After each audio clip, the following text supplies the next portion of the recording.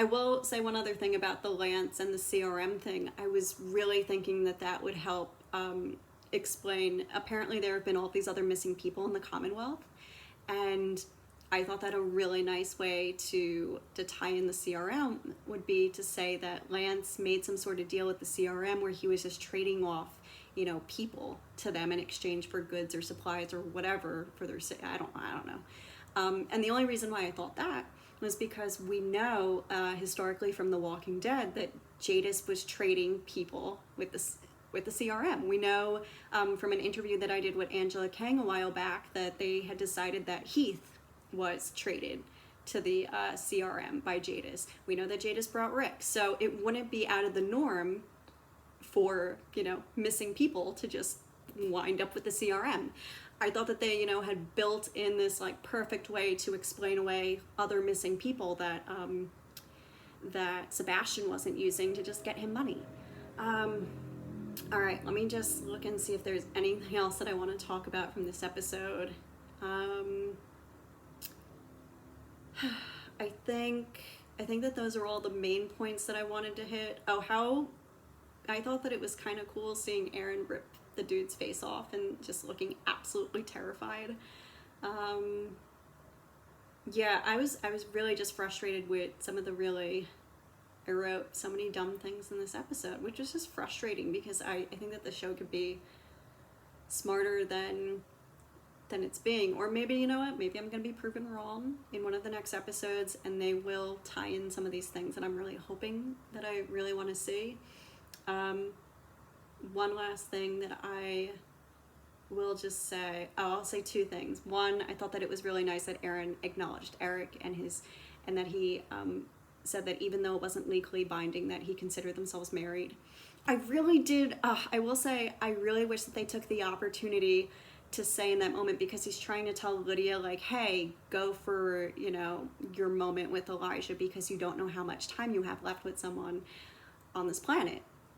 And I was hoping that that Aaron was going to say, you know, after Eric, I, you know, had this friendship with like Jesus, and I thought that he was going to try and like say that they were a thing and that he moved on. But because I know that that was something that that the actors had really wanted them to pursue, and then they just, you know, I think that there was like one cut scene, at least one cut scene about Aaron and Jesus at some point down the line before he was killed off the show, and I would have thought that that would have been a nice way to reference that thing that we never got to see on the show. And oh, the Walking Dead logo is becoming bloodier and bloodier as we get towards the end of the show, so will it almost be completely red by the final episode?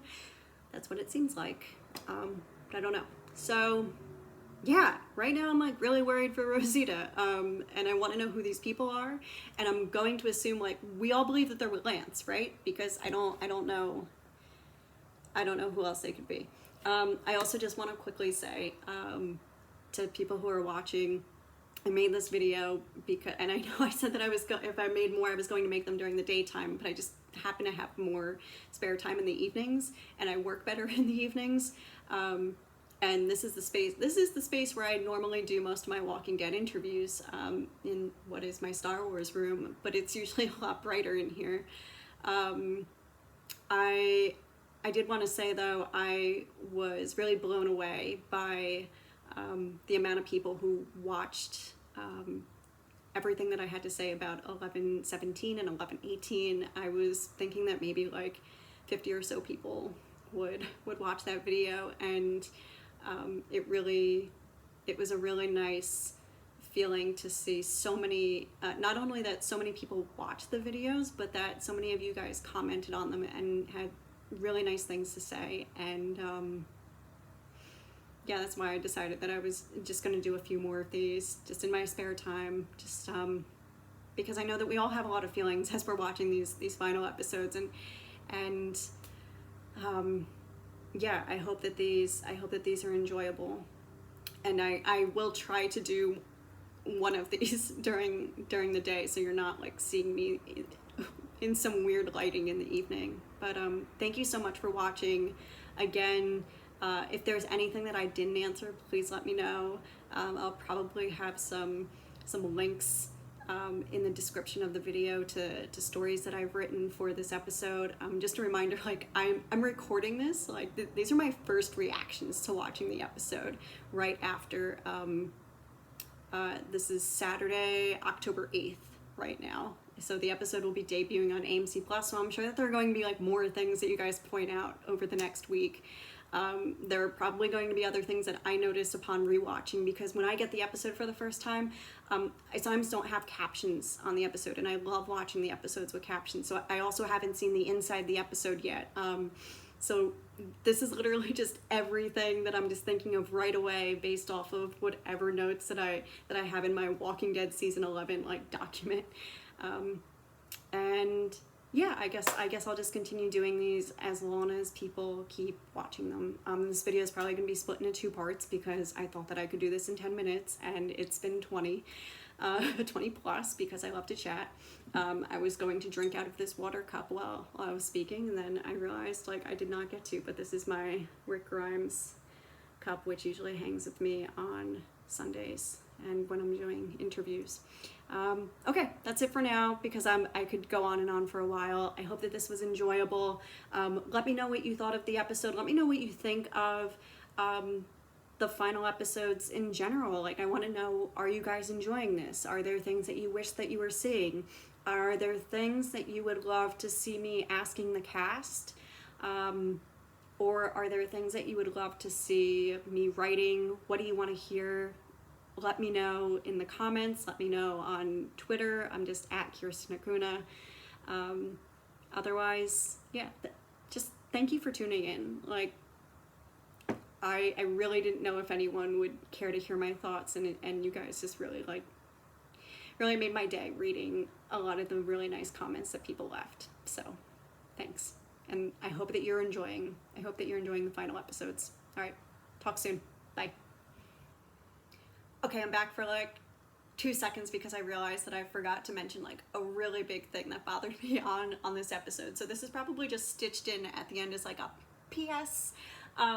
It really didn't make any sense to me that we did not see Carol, Negan, Kelly, Connie, Yumiko, Magna. Like, what was the fallout of everyone else at the Commonwealth after like this chaos erupted at the Commonwealth? I had dubbed it Chaos at the Commonwealth. I thought that it was a clever name. I love alliteration. Anyway, I just thought that was a little bit of weak writing. I don't know if it was because of the pandemic, but like literally we had Pamela and like Mercer were making these announcements on how they were searching for and rounding up everyone in Daryl's group, and it would have made sense to see how everyone was reacting to that moment, right? Because now when we hit episode 1120, I have to imagine that we're already forward in time. We're not like going to go backwards and watch and see how like everyone else, you know, played out that moment. And we've done that in the past with other seasons, but I feel like they just don't have the time to do that. I think one other thing that I'm frustrated by is I really wish that they had started this episode as a flashback with what happened at Oceanside. And I swear if they don't do this with one of the final episodes, I think that is going to be such a missed opportunity. I think that would have been a really smart thing to do. Pay off again for, you know, the end of 11/16. But instead, as you may have seen, if you're watching the after the episodes or the inside the episodes on AMC Plus each week, Angela Kang had said in the inside the episode for 11/18 that the way that each episode is starting with these narrations and the flashbacks, that was a Scott Gimple suggestion. And they're like sweet to see, but if you had read my 11/17, 11/18 review, I felt like that was one of the only things that existed to really let us know, like, oh hey, and by the way, these are the final episodes, and like how do we let you know that these are the final episodes and not just any other random episodes? We're just gonna throw these things at the start, you know, like these really like nostalgic things with Rick and with Daryl and now Eugene and whoever else. Which I feel like it could be argued like, okay, does Eugene make sense to get one of these? And this was just supposed to be a short PS, but now I'm like thinking, okay, who else? We have 5 episodes left. Who else is going to get one of these? You would think it would be the longest surviving characters on the show, right? So I'm just going off the top of my head without counting. Let's see. Carol, better get one, right? Maggie, you would think would be a no-brainer. Do they give one to Negan? No. For now, let's say Rosita. She's one of the longest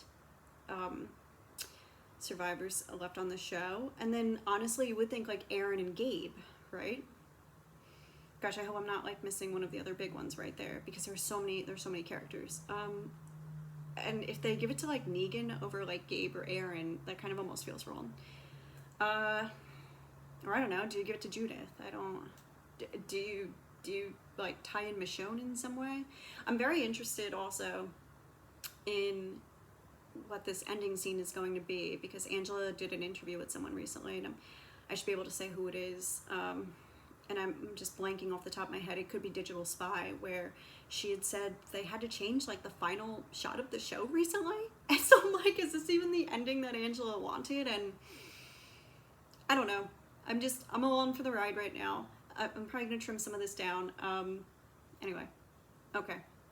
That's it. I was just bothered that we did not see Carol or, Negan or any of the other major players in this character who also were supposedly being arrested. And I wish that we got a scene with Kari Payton and what his like interview was. I feel like there were all these things that I don't know if they were filmed and they just cut them out for time or whatnot, but I don't know. It just feels like we are getting like a truncated version of what these final 8 episodes should be. And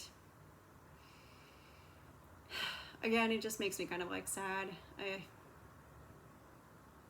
Yeah. Okay. That's it for right now. I gotta get back to writing. Bye.